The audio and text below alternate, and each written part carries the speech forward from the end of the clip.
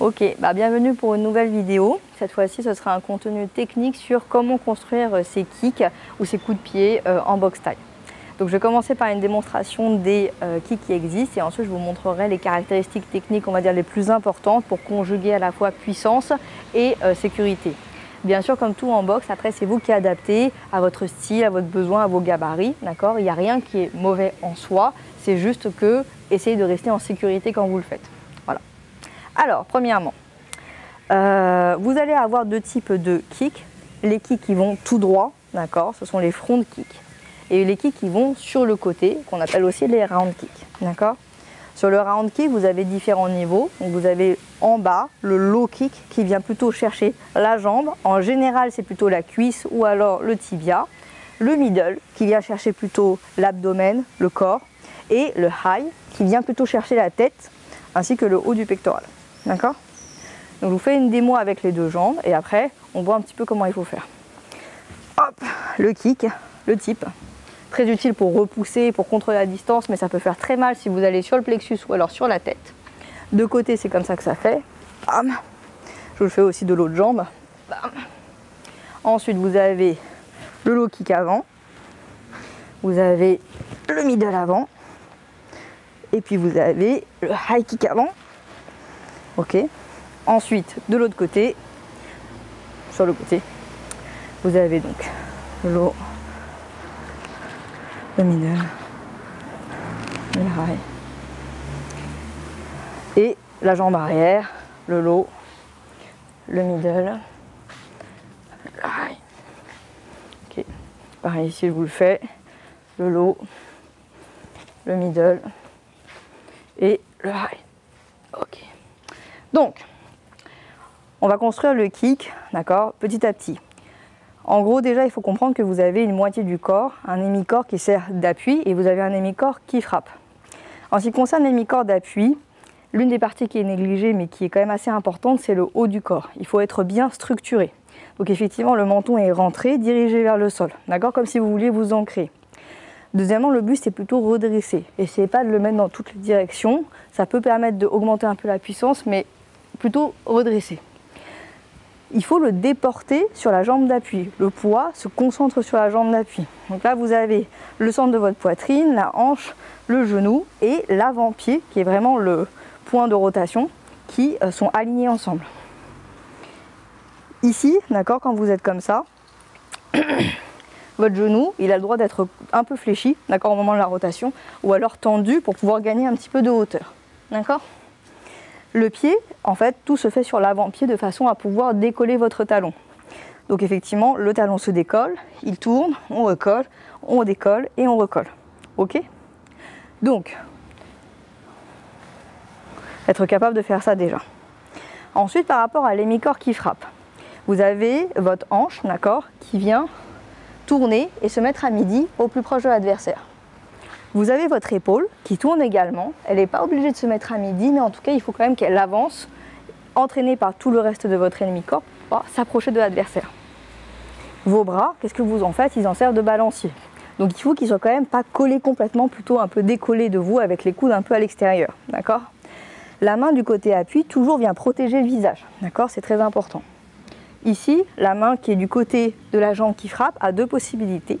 Soit elle vient s'avancer dans la ligne médiane pour s'interposer entre le jab de l'adversaire et vous, peut-être même pour l'embêter si vous arrivez à prendre appui pour pouvoir mettre le kick, d'accord ? Ou alors il vient fouetter comme ça sur le côté de la cuisse, d'accord, pour augmenter la puissance. Il y a plusieurs écoles. L'une des choses qui est importante ici, que j'ai oublié de dire, c'est qu'il faut que vous regardez les yeux, et en particulier votre nez sur le nez de l'adversaire, d'accord ? Tournez pas la tête en même temps que le kick, enfin, il y en a qui le font pour augmenter la puissance, mais bon voilà. Essayez plutôt de garder bien les yeux sur l'adversaire et de couvrir votre tête des deux côtés. Ok ? Donc, maintenant, on va passer à la jambe. D'accord ? Et comment la jambe se comporte. Premièrement, il faut que vous cherchiez à faire impact plutôt avec le milieu du tibia. Pas avec la cheville, pas avec le genou, le milieu du tibia. Là, vous avez deux trajectoires en gros qui sont possibles. Soit vous montez verticalement et ensuite vous coupez horizontalement. D'accord ? Comme ça, on monte, on coupe horizontalement. Soit on n'a pas trop la place, on n'a pas trop le temps, et on part directement du sol pour faire une trajectoire diagonale et venir couper plutôt en biais. D'accord? Et ça marche aussi. Ça marche très bien même. Maintenant, effectivement, ce genre de kick-là, il y a moins de distance en fait, entre le moment où vous partez et le moment où vous faites l'impact. Du coup, vous devez générer beaucoup de puissance sur la rotation. D'accord? Ici, le pied, vous le gardez tendu, vous le mettez en extension, d'accord, pour contracter en fait le muscle du mollet également et vraiment faire une batte de baseball avec votre jambe. Comment est-ce que la jambe est entraînée par votre rotation, par votre hémicorps? Soit effectivement la jambe est vraiment concomitante en même temps que la rotation de la hanche, d'accord, donc en même temps, tout en même temps. Soit parfois la jambe précède légèrement, d'accord, pour pouvoir un peu créer comme une sorte de kick de football, d'accord, peut-être pour gagner un peu de vitesse, juste intercepter quelque chose, voilà, gêner l'adversaire. Et parfois, la jambe suit en fait la rotation, vous la laissez coller le plus longtemps possible derrière vous et en fait les fibres vont s'étendre et ensuite se serrer, d'accord, comme un ressort en augmentant ainsi la puissance. Donc vous faites comme ça. Le kick, vous pouvez le faire directement de là où vous partez. Donc vous partez de là, vous lancez un kick. Il n'y a pas beaucoup à réfléchir. Soit vous faites un pas avec, d'accord, pour soit gagner un peu de distance, gagner un angle, soit augmenter la puissance. Ok? Qu'est-ce que l'on pourrait dire de plus? Pour le high kick, il est autorisé, d'accord, de se mettre un petit peu sur le côté pour augmenter la hauteur, d'accord, en fonction voilà, de votre flexibilité. Donc sur les kicks de la jambe avant. C'est difficile de le faire partir de directement là où vous êtes, même si c'est possible, d'accord? Donc il faut quand même faire un petit pas pour essayer de transférer la jambe qui était devant un petit peu derrière et vous donner de l'espace pour pouvoir travailler. Ok? Donc soit effectivement vous faites un pas en avant et vous lancez votre kick, soit effectivement vous faites ce qu'on appelle un switch, donc vous échangez les jambes en sautant et vous le faites. Avec l'expérience, ça se fait de plus en plus facilement et naturellement après. D'accord? Ici, voilà, donc ça c'est les critères techniques pour le round. Deuxièmement, pour le type. C'est plus subtil parce qu'effectivement, il faut monter le genou devant vous, d'accord? Vous pointez avec l'avant-pied et vous poussez. Donc là, il ne s'agit pas simplement de déplier la jambe.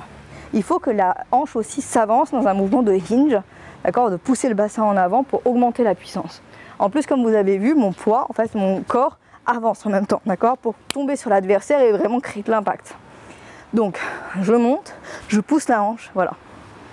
Comment on fait pour pouvoir travailler petit à petit ces deux types de kicks? Premièrement, sur les rounds, moi je vous recommande au début, quand vous êtes tout seul, de juste bien mettre l'appui sur la jambe. D'accord? Quand vous avez bien mis l'appui sur la jambe, ok, vous tournez comme ça. Hop, voilà. Ne vous compliquez pas la vie, vous apprenez à tourner pour tout placer. Ensuite, vous rajoutez les bras devant, le bras derrière. Ok, le bras devant, le bras derrière. Ok. Quand vous avez fini de faire ça, vous envoyez vraiment le kick. Ok, vous le faites atterrir, vous revenez lentement en parade. Ok. Quand vous êtes déjà en shadow boxing tout seul, le kick va traverser, d'accord, comme si vous aviez manqué. Du coup, il y a plusieurs façons de le réceptionner. La première façon, c'est que vous le posez ici et vous repartez immédiatement en parade, comme si vous étiez déjà en affrontement. Vous pouvez aussi toucher pied et repartir en front side kick pour intercepter l'adversaire. Sinon, effectivement, vous faites le 360 et vous repartez ici en parade aussi. D'accord? Donc les deux sont possibles. Si vous avez quelque chose sur lequel frapper, d'accord? Vous avez un poteau, vous avez un canapé, vous avez quelque chose, où vous entraînez à vraiment faire contact, de préférence avec la bonne partie, vous voyez. Hop, vous vous immobilisez et vous corrigez votre position. Ok? Et vous faites ça plusieurs fois. Qu'est-ce que l'on pourrait dire de plus? Voilà, entraînez-vous le plus possible les deux côtés. Excellent exercice cardio également. Voilà, merci.